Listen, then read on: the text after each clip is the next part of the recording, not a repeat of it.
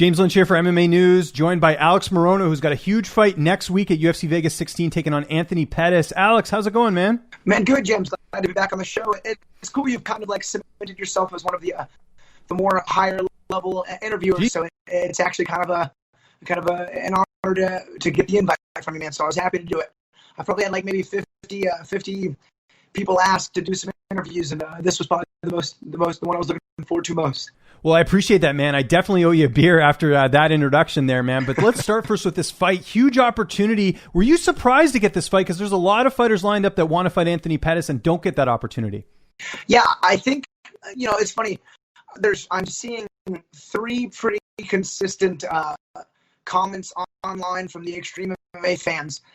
One, I thought I'd get a lot less love. I'm not hearing much bad things about myself. One, which sucks, is everyone's like, man, Pettis is old, needs to go to Bellator. Like, dude, Pettis, if you look, I got my Tapology page right now, he's got some good wins over some tough dudes and some losses over like all top 5 guys at lightweight and welterweight. He's still very much so, fighting top 10 guys in both weight classes. And then two, the second one that's probably the funniest is most people are like, this is a random matchup. And what's funny is I couldn't agree more. This came out of left field for me. And like when I heard my coach called me kind of impromptu on a Tuesday while I was teaching a kids class. And I took the fight on like a second's notice.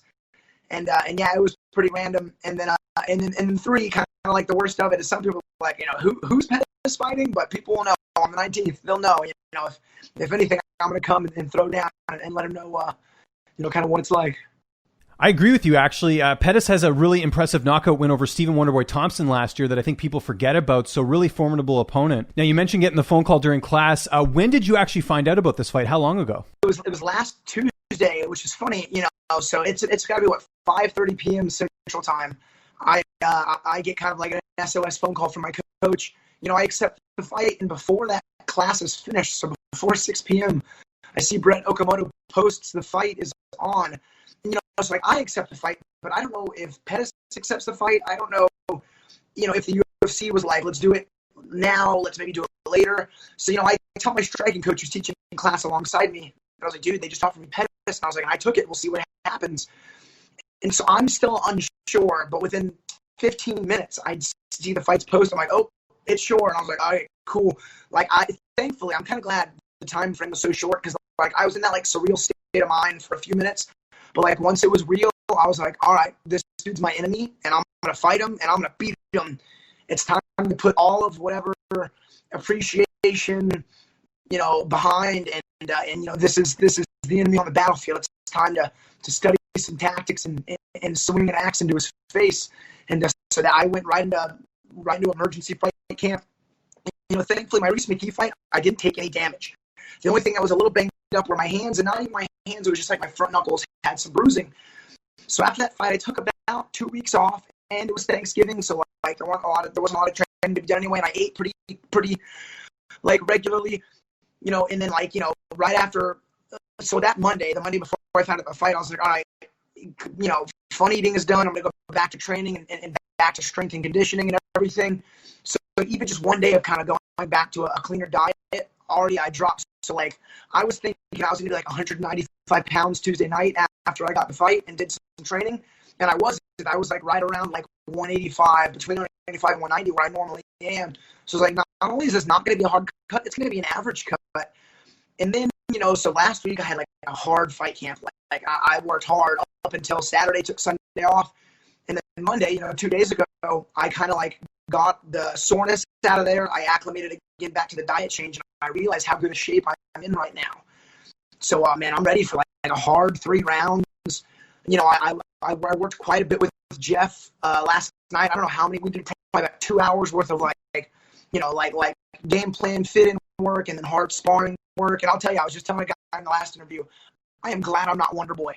Geoff is sharp right now. He's stronger and faster than normal, if you can even believe that. And he's dialed in, and I'm just glad I'm not fighting him ever. But yeah, we Fortis has something to prove on the 19th. Geoff being the headliner, me being on the main card, and that's going to be a fun night. Yeah, it's interesting you mentioned that about Geoff Neal, because Damon Jackson told me he actually had not done much strength and conditioning prior to this fight. So I'm curious to see how he looks on next Saturday. Yeah, so like, I train everywhere. Like, even if I don't use it in a fight, like I know how to wrestle, I know how to grapple well, I do a lot of clinch fighting, but I like kind of prefer ranged striking. Clinching up with Geoff, like I'm not gonna give away any secrets, but man, he's just hard to move. I mean, the dude is like hands of steel. Like he's like a man of steel. He's hard to even just like push off balance. He's something special, man. I'm excited to see him not only fight Wonder Boy, but ideally catch a win and then potentially contend for the belt. And I don't see guys beating him. Like that's awesome. I'm excited to see kind of like his future in the next 2 years. And then naturally, me fighting Pettis with a win puts me in the rankings. It's just cool. It's just opportunities I didn't think we would have. At least I would have this early in my career. Which I say that I'm 5 years in the UFC now, 12 fights in. I feel like the timing is good. And you touched on it there, you and Geoff fighting on the same card. I know your last loss against Chaos Williams, that was also a card that had a lot of Fortis MMA fighters on there. Do you feel like that contributed to your loss that night against Chaos Williams, or do you think that doesn't matter at all? No, I'm a veteran in the game. So, it was Austin Lingo, whose debut short notice, and then Miles Johns, who's proven to be a beast himself, and then myself. And, they coach safe. He like hypes us up. He speaks of the importance of working hard and winning. And while I've been on the team, I've actually not experienced a night like that. And just the way he conducted himself was so cool. Like very humble in victory and defeat. Had excellent lessons to take away.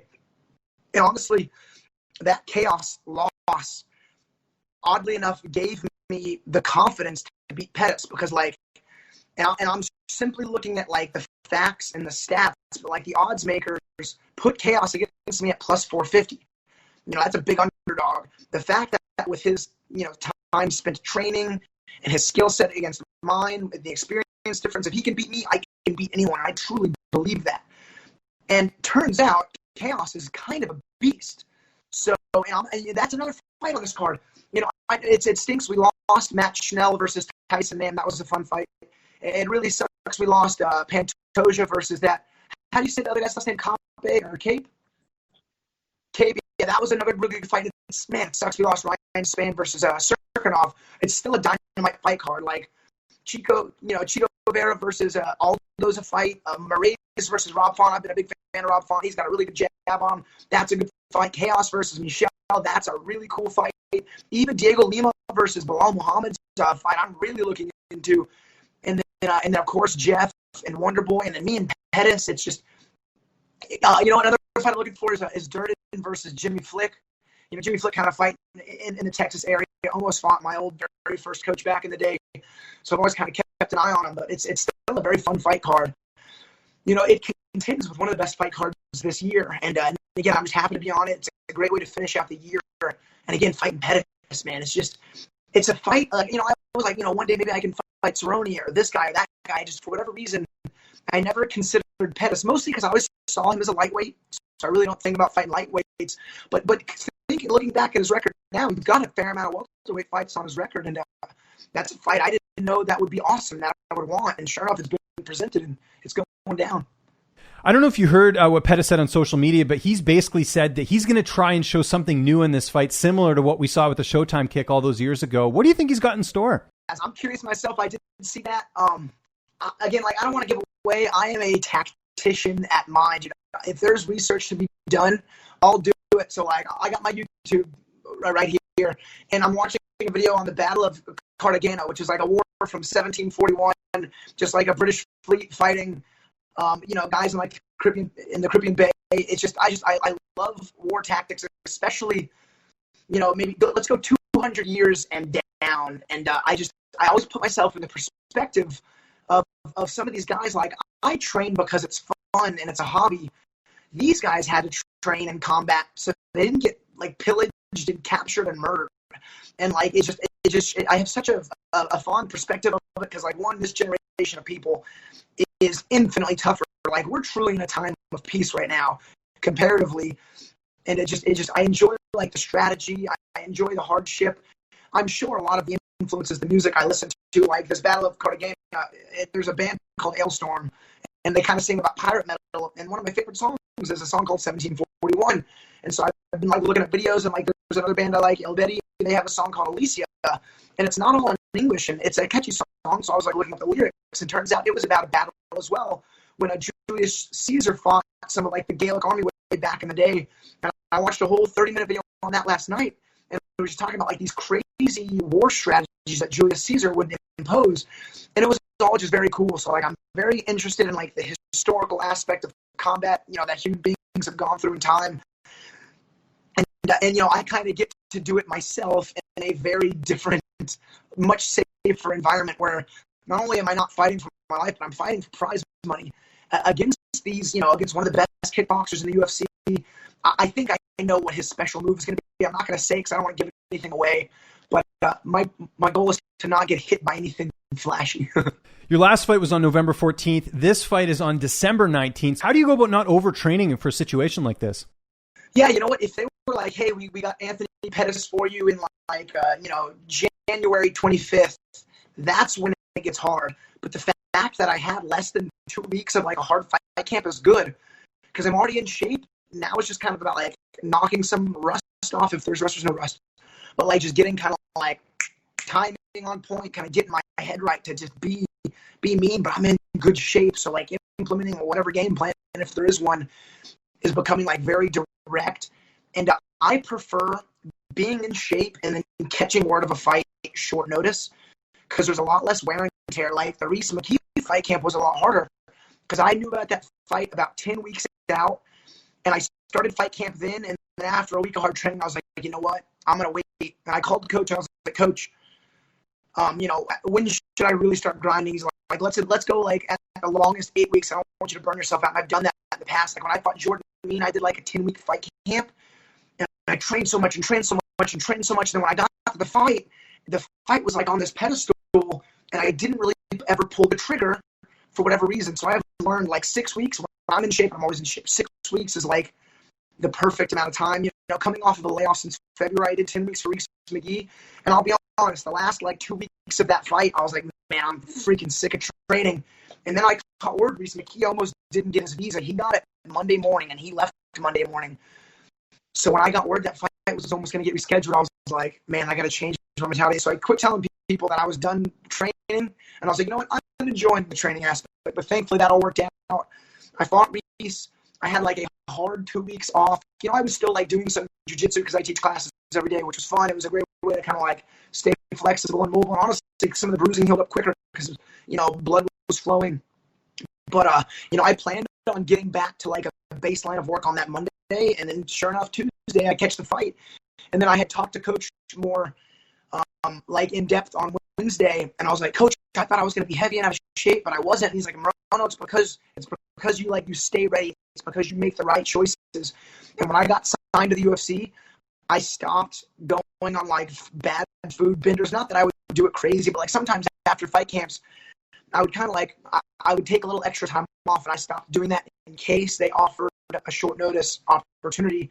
And I'm glad, granted it was 5 years in the making, but I'm glad it's finally paid off. And again, like now, celebrating getting the matchup is a mistake. I got to celebrate the victory. So I'm really just like, keeping my head down and grinding out the training. And I'm really looking to shine in the moment.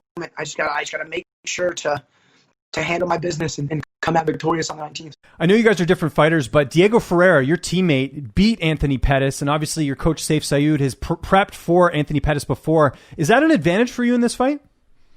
Yeah, absolutely. Yeah, and I was, I've talked about this in the past. CDF and I are very different fighters. Fun fact about CDF: so I knew he was in the Texas area, so I always kind of kept an eye on him. He had a match against Seth Daniels. I don't know if you know Seth Daniels is the Fight to Win promoter. And Seth Daniels actually one time won a match against him in a jiu-jitsu tournament, and that like blew my mind. Because I had done a Fight to Win only match against Seth Daniels, and I was like, man, if Seth can beat CDF, then this fight's going to be harder than I thought. And thankfully, I was able to win the match against Seth. Seth, one of the coolest promoters I've ever met for jiu-jitsu in my life. But I've always been a big fan of CDF. I have the Tapology page up right now. Let me just make a couple of clicks. I love this. You're like the only fighter I know who's like, peeping out Tapology all the time. I think it's great. I love Tapology. I haven't figured out who runs it, but I definitely know some people who work there. I could put in a good word. Cool. Yeah, so actually talked with them because I wanted to change my picture, because they had like a picture when I was like 19 years old and like just soft and young, and I had them updated. But I mean, CDF, he's on a 1, 2, 3, 4, 5, 6 fight win streak, and he's got wins over Oliver Open Mercier, who is not with UFC anymore, I don't think, but is good. He's good. He's really good. And then he fought Rustam Khabilov and beat him. Then he fought that Tarabek Taisimov. Dude, those Russians are good, and he beat him. And then he beat Pettis pretty bad. Like, he took it to Pettis in that fight. So Pettis losing to CDF isn't like the worst thing. It sucks to lose. But CDF turns out is a beast himself. And it was his fights. He fought Colton Smith and Ramsey Nijam. I remember watching those fights and being a fan, like, right out the gates, just because, like, the way he would incorporate his unorthodox striking and his grappling was really cool. And I forget if he's a second or third degree black belt, but I trained with him a bit. It was cool. My favorite day of MMA UFC energy ever it must have been in December of last year. Geoff Neal was fighting Mike Perry, and CDF was fighting Pettis. And I came in as a training partner, and I had to emulate Mike Perry for Geoff, and in the same day I had to emulate Pettis for Carlos. And just the fact that I'm training with Carlos and Geoff is already really cool. But then I get to emulate two other guys that I like watching in the UFC. It was just like such an all-encompassing day of martial arts and training in the UFC. Like, it was that moment that I was like, man, I'm in the thick of it, and I couldn't be happier. And it's just cool. It's just such a cool road to be on. And again, man, I want to double my time in the UFC and then set new goals once I make it. Without giving away the game plan, how do you see this fight playing out on December 19th? I mean, yeah, if you watch Pettis' tape and you watch my tape, it's pretty consistent. I definitely plan on seeing a lot of exciting striking exchanges. But, even in my chaos fight, and like, I always give myself a couple of rules to follow to start a fight. I'm like, establish your rhythm, find your range, brawl, but not super early. And just like the way chaos fought, I was so freaking pumped. And it's the wrong mindset now. I've learned that, but I was like so like ready to die to win that I just got into a gunfight early. And the worst thing about the chaos fight is I knew that was his best strength. I watched all the tape I could find on him. And I knew he was a first round flurry fighter, and if he didn't finish in the first, then it was going to be a bit of a grind. And knowing that, I still jumped into the fire, which was stupid. It was a bad decision. I've learned my lessons, and so I took a lot from that fight. But I'm planning on a 3-round war dog fight, and one thing that I think really separates me from a lot of other fighters is I enjoy the hardship. Like, after the chaos fight, I was like, why am I doing this? Like, what do I want to take the most out of these fights? And there was one answer that sat above all the rest, and Justin Gaethje said it well when he fought Khabib, and it's to like experience life. It's to feel alive. And you'll never feel more alive than being in the third round of a dogfight, like with no energy left, and some dude right in front of you trying to take your head off, and you have to just stick with it and bite down and swing and grind and survive and attack. It's just cool. It's a fun feeling. And it's not a great analogy, and I've never done hard drugs, but like, it's like the chasing the dragon. You can never really get the same first pump that you did when you were like an amateur or an early pro. And I think I'm like always kind of looking for that more extreme feeling.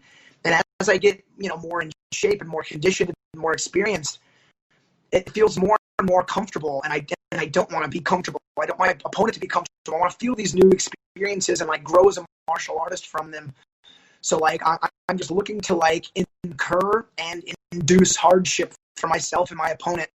So like in this fight, I don't want to get, I don't want to get clipped with anything stupid like I did in the chaos fight.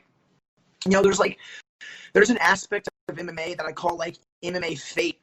And a good example is like when Chaos fought Razak. Now, granted, he didn't brawl. That was a well-thrown right hand. But he threw the right hand as soon as Razak threw a low kick. And like to identify a low kick and counterpunch, it's almost impossible timing.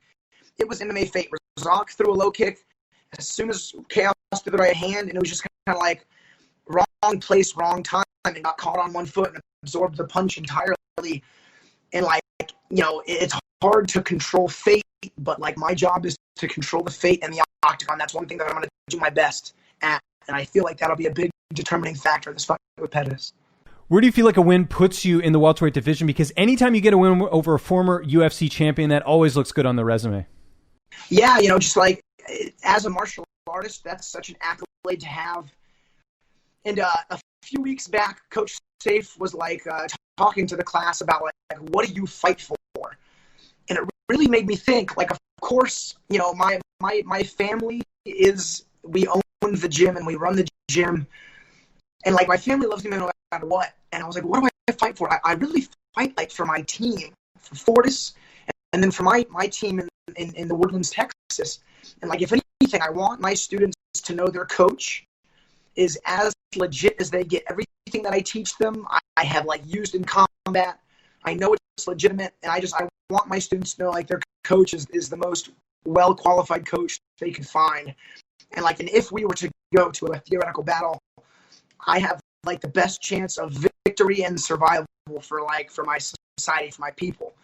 And that's what winning this fight really does for me. And then if I'm not mistaken, if I beat number 12, I become number 12. I think so, yeah. And again, that opens up a floodgate of high-level fights. And again, like Geoff will be champion, and that's not something I plan on towing the line on. So like, I'm looking for like fun fights, I don't want to prove I'm the best. I don't care about that stuff. That's relative. Another day, I got theories on everything, but I got like a champion pedestal theory that I think breaks certain fighters or puts certain fighters in a path that's like doomed to fail. Honestly, kind of like Pettis, like was the champ. Like once you're the champ for kind of a short time and you lose it, you're like always chasing something that's just getting further and further away. And I feel like you take excessive damage. Whereas like a guy like Tony Ferguson, he was right there so close. And for him to keep reaching for it, I think is smart. And I think he could be champ one day, or Poirier, another really good example. But the guys who kind of like had it and lost it and got down a couple pegs, I think it's important, again, to like be self-aware and know your position and fight accordingly. And like with a win over Pettis, there's certain fights I think would be fun for the fans and fun for myself. And at the same time, I don't like to think about it. I'm focusing on Pettis solely. Let me get this win, and then I'll give you some hard answers. Alex, this was awesome. We could do another hour, I'm sure. This was fantastic. Really looking forward to the fight. UFC Vegas 17 next Saturday. Anyone you want to thank? Any sponsors? Any social media? I'll give you the last word. Yeah, so I'm not big on social media. Again, I'm big on positivity, and social media is not the most positive thing always. But fans can find me at Alex Morono MMA pretty much everywhere, including on Reddit. I'm going to try to be a little more present there.